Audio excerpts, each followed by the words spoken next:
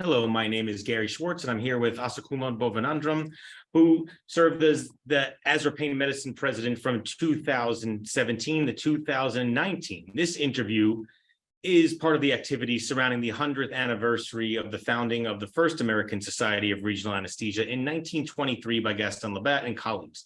Although this organization is not related to the current day ASRA Pain Medicine, which was founded in 1975, it has been said that the current society would have not have existed quite like it does without the work of Dr. Labat and his colleagues and the original ASRA. I will welcome, as everyone so knows in ASRA Pain Medicine, Kumar to the interview. Thank you so much for serving as the president in 2017 to 2019, and we're honored to have you here today. Thank you so much, and it's a pleasure to talk to each one of you. So what was the path of events that led you to becoming the president of ASRA? That's an interesting path.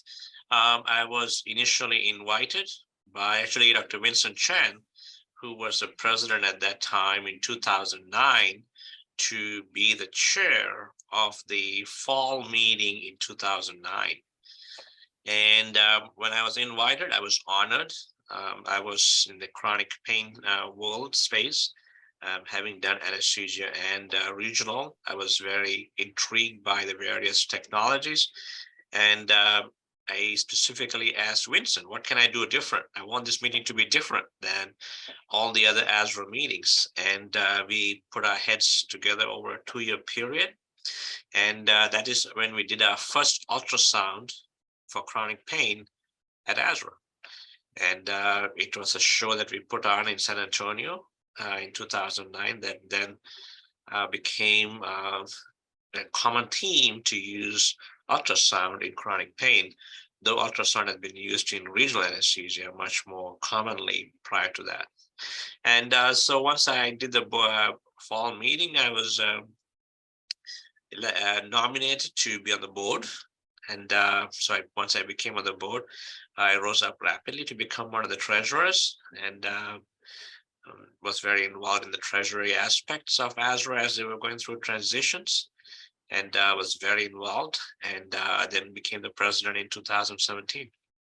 Well, I can't imagine the current chronic pain world without ultrasound, especially as important as ASRA Pain Medicine has their now MSK workshop every year, which I know you were a big part of. So what advantages did you have in becoming the president and working with ASRA Pain Medicine?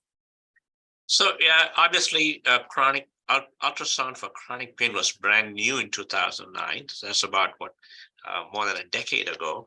And so it was very innovative, and people were excited to see what can be done.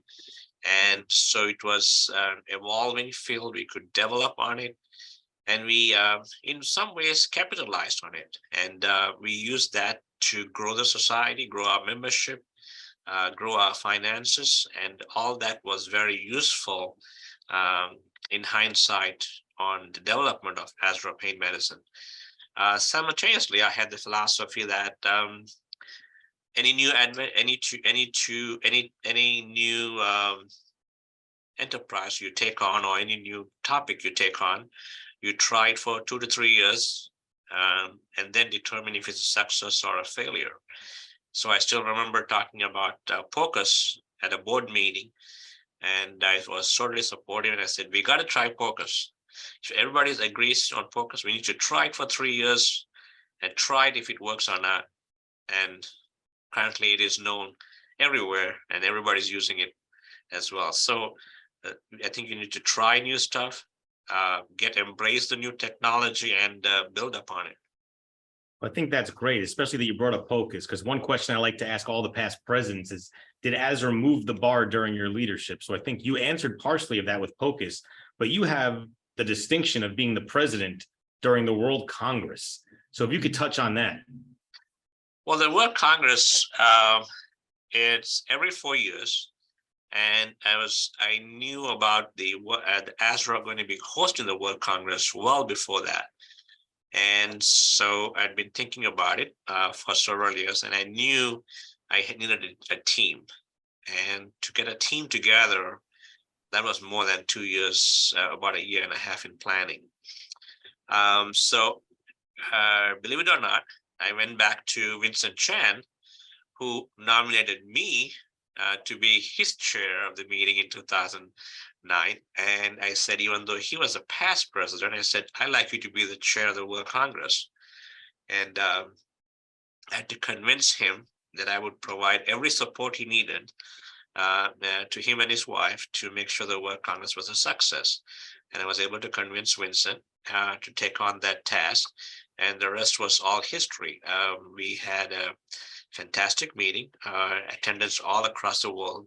And I was a strong believer that we need to be able to provide free access to the people that couldn't come to the meeting. And so we did. We had free access by Wi-Fi of the key lectures across the globe to all the societies. And I strongly believe in globalizing the ASRA mission. I think the meeting was a great success. I thoroughly enjoyed it. And I know I like to ask about the changes in thinking practice during, this is obviously pre-pandemic when you're offering free Wi-Fi. I can't imagine a non-Wi-Fi or virtual aspect of meetings in the future. So you were quite forward thinking in that. What other changes in practice did you help foster during your time as president for ASRA Pain Medicine?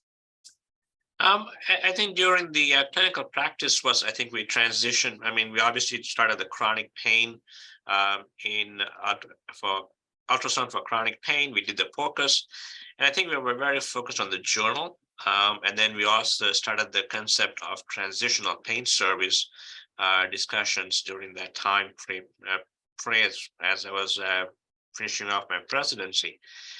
The last part of the transitional pain was partly my passionate for research, which I'm still pursuing. And I have a strong passion that, we take a very good job, or we treat patients well, or we control acute pain pretty well as regional anesthesiologist. And, then there's patients who develop chronic pain, but the bridge between the two is lacking. And there has to be a perioperative physician or a transitional pain service that can take care of all this. And I hope ASRA will lead that path down the road in the future. I think with your tutelage, Kumar, and support, I think ASRA Pain Medicine will continue to lead the way. So I know Vincent was a big part of your presidency and helpful in your career with ASRA. Who else did you find helpful in your journey as president and your role in ASRA? I always look upon the past presidents as a source of advice. I looked upon the board as very, very valuable to me. I'm sure the ASRA office was something that I was very proud of. And it's mainly because we were going through transitional periods. Back when I started in 2009, we were managed by a different company. By ASA, and then we were managed by a European company. It was during my transition that we were transitioning all these processes and building a foundation, a house. As I always say, they put in the foundation in the house of ASRA was very critical for us. So finding the executive director, the building the team around that took a lot of our time and effort. And so those were one of the key things that I think we built that has now been enabled the rest of society to grow with the foundation that we have built upon. And I think it continues to grow. The ASRA staff is fabulous. And I think with the volunteers as yourself, the board, and the staff, it continues to grow. How is your pain department and your hospital with taking the role of time as the board and then president? Because it obviously took a lot of your free time, especially with the World Congress and just being the president during this transition. The department was very supportive of my travel when needed. I was very hands-on president, as the ASRA office would know and the board would know. And as such, that all takes time, but I also did a lot of my society work on my personal time efforts, and in the sense that I would frequently make phone calls to the society and change some of the structures of the board meetings to facilitate faster discussions, making decisions. So I used my communication as a very frequent communicator with the board members and the society and the ASRA office. What was your biggest challenge that you encountered as the ASRA president? I would not say challenge. I would say some of the challenges I had was the journal itself. The journal transitioned again from publisher. It was during my time that we went into the publisher. We accepted British Medical Journal as a publisher. So there was a lot of processes for that to change publishers and to look at finances, to negotiate contracts. And I got a 5-year contract.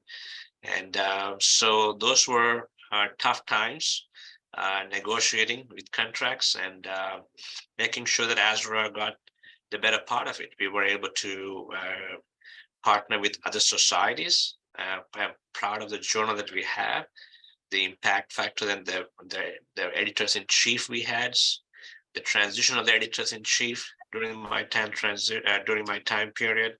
And all this has been for the better of ASRA as a whole. And I'm totally proud of the success the society is in at this current state. Oh, I think you should be very proud of it. We know RAPM is the preeminent journal for pain and regional anesthesia. And I think the world of anesthesia and pain thanks you for that. So what words would you use to define ASRA pain medicine? Before I use those words to define that, I should say the research world grew as well. And I don't want to not talk about the research that ASRA does and the amount of emphasis we placed on research for regional and pain medicine. We created a chronic pain grant program during my term, and we funded it completely to the regional amount.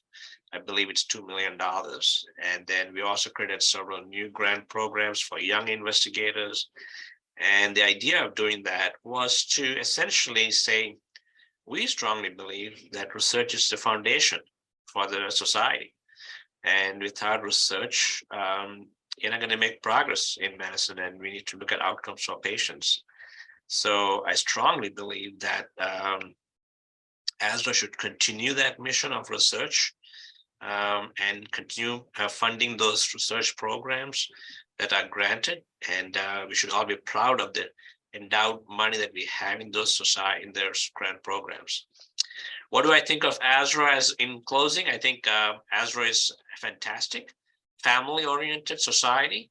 It's a pleasure, would be the words I would describe ASRA to be. Well, thank you so much, Kumar, for all you do with the society. I don't think anyone that have practiced less than the last 15 years could imagine ASRA pain medicine without you. You've been such a large part of the organization, and we hope you continue. Thank you again for serving as president and for sitting down for this interview. Thank you so much. It's a pleasure, and I always consider ASRA as my family.